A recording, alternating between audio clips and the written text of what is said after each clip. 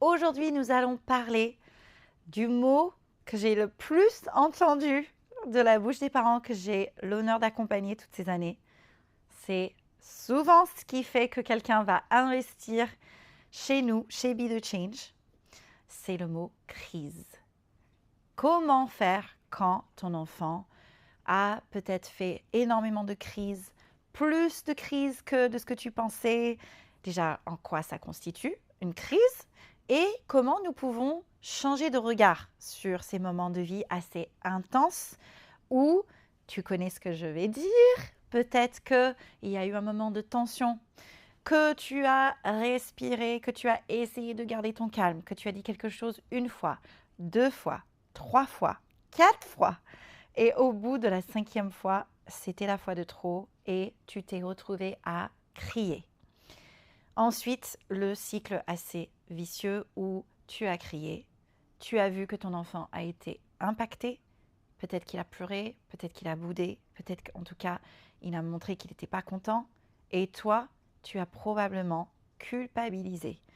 Peut-être tu as été même très dur envers toi. Peut-être tu t'es dit des choses pas très gentilles.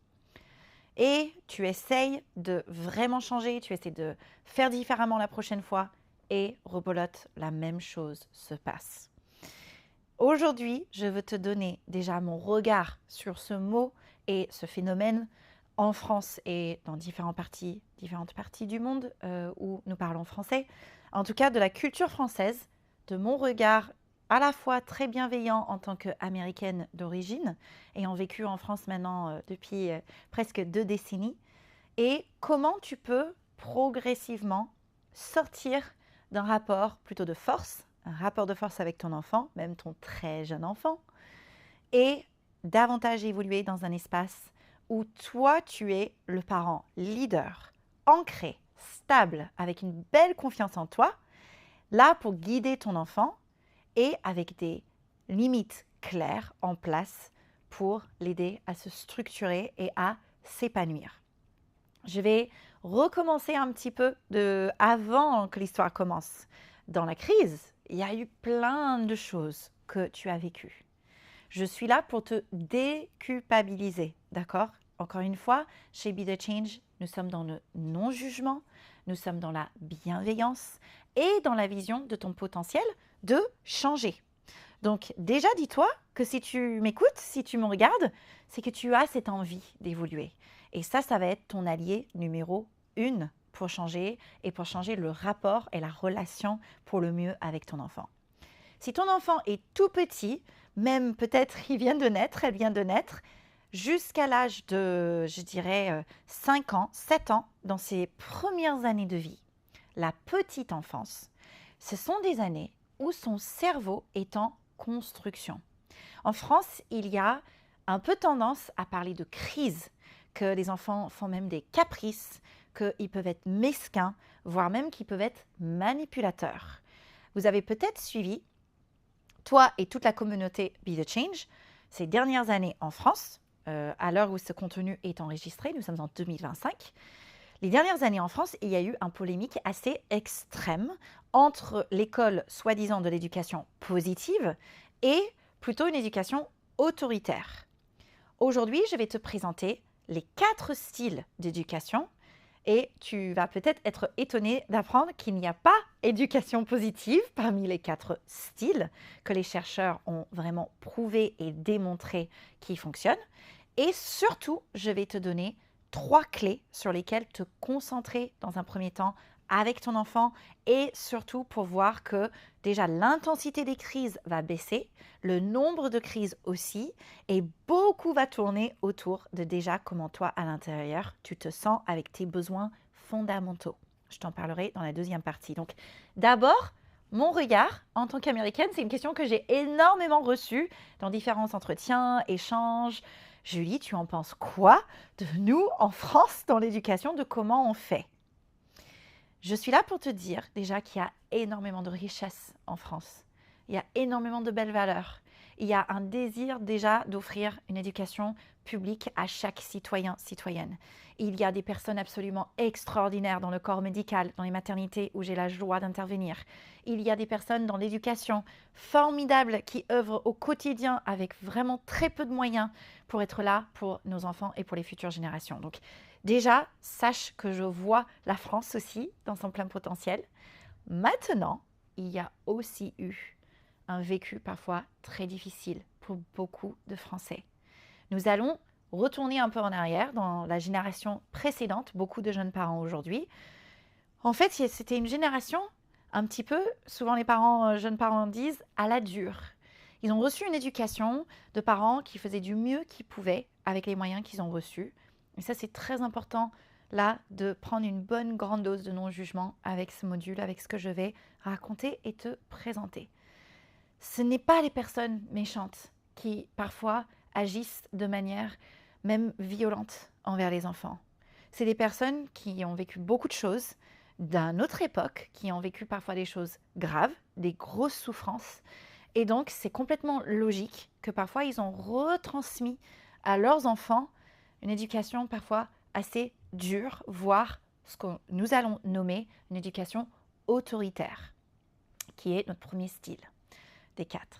Cette éducation autoritaire, c'est plutôt avec un regard de l'enfant qui fait que l'enfant, en fait, c'est un être à être dressé. C'est un enfant, on ne veut pas trop l'entendre. D'ailleurs, un compliment très courant en France, c'est « mais on n'a pas entendu, on ne l'a pas entendu » à la fin d'un restaurant où quelqu'un a osé amener son bébé, par exemple. Sache que ce n'est pas un compliment. Un enfant, dans la vie, il fait du bruit. Il rit, il rigole, il pleure, c'est complètement naturel. Donc mon regard sur la France et sur quelque part ce clivage qu'il y a eu ces dernières années entre ce grand courant, ce grand mouvement pour faire autrement et l'éducation plutôt autoritaire, même certaines psychologues malheureusement qui ont été mises en lumière par certains médias, ce que je trouve dommage et en même temps ça fait partie de la démocratie, ont véhiculé des fausses informations. Donc, sache que ici, chez Be The Change, nous avons une approche basée sur les neurosciences, sur les dernières recherches. Nous sommes vraiment d'ailleurs très au courant parce que je travaille en réseau avec des consoeurs et des confrères, psychologues, sages-femmes, médecins, coachs, éducateurs, des personnes qui bougent des lignes, des parents aussi.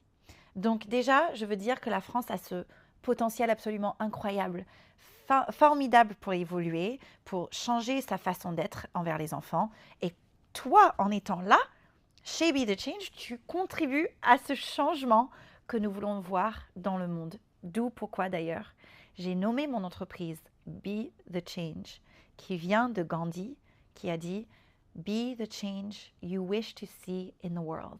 Sois le changement que tu souhaites voir dans le monde. Donc plutôt que de critiquer, voire même peut-être de râler un petit peu, peut-être ça t'est déjà arrivé, je sais moi aussi que j'ai déjà râlé dans ma vie, même en tant qu'américaine, oui, ça arrive à toutes les cultures. Ici, c'est une invitation à progressivement changer notre façon d'être, de voir les choses. Et je te parle de tout ça par rapport aux crises parce que ta manière de voir déjà le mot crise va rentrer en jeu. Je m'explique. Donc nous avons d'abord l'approche plutôt autoritaire, éducation plutôt à la dure, autoritaire, beaucoup autour de la punition, de enlever des choses de l'enfant. Un deuxième style, c'est plutôt l'éducation permissive. C'est aller beaucoup trop loin. C'est aller dans la direction complètement opposée, mais je dis trop loin parce que sans jugement, souvent c'est un manque de repères que l'adulte a eu et donc va être en totale quelque part fusion avec son enfant et va avoir beaucoup de mal à poser des limites. Ça va être important juste après quand je vais te parler de ce fameux mot crise. Troisième style, c'est une éducation plutôt pas très claire, un peu laxiste, un peu qui laisse passer plein de choses et qui pense être à la hauteur de l'enfant, mais en réalité, c'est plutôt une éducation où, en tant qu'adulte, je vais venir combler mes besoins à travers mon enfant et c'est pas bon non plus. Nous arrivons donc à la réponse, parce que tu vas être peut-être en train de te dire, mais Julie, c'est quoi ce quatrième style pour bien faire? C'est le style qui s'appelle le style démocratique. Le style démocratique, c'est une éducation qui allie les bons côtés de l'autorité, c'est-à-dire l'autorité naturelle, avec aussi la positivité, avec de l'amour, avec vraiment une structure pour l'enfant qui relie les deux jambes d'une éducation vraiment au service de la vie, l'amour et la loi. Quand nous sommes dans l'amour, ça veut dire que nous sommes en train de valider les émotions de nos enfants. Nous ne sommes pas en train de les juger. Et quand nous mettons la loi, ça veut dire que nous savons être ce leader ancré. Tu te rappelles dont j'ai parlé en début de ce module, qui sait poser les choses, qui sait qu'il est la personne dans la vie de son enfant qui va donner les repères. C'est un peu être ce GPS qui va dire à l'enfant où aller. Si on n'avait pas de GPS, pas de route, pas de rue, pas de démarqueur, ben on serait perdu. C'est normal, c'est pareil pour les enfants. Donc, cela dit, maintenant que nous avons ce style clarifié, pas d'éducation positive où il n'y a aucune limite, parce que ce n'est pas du tout l'idée de t'enseigner ça, et ce n'est pas ce que j'enseigne.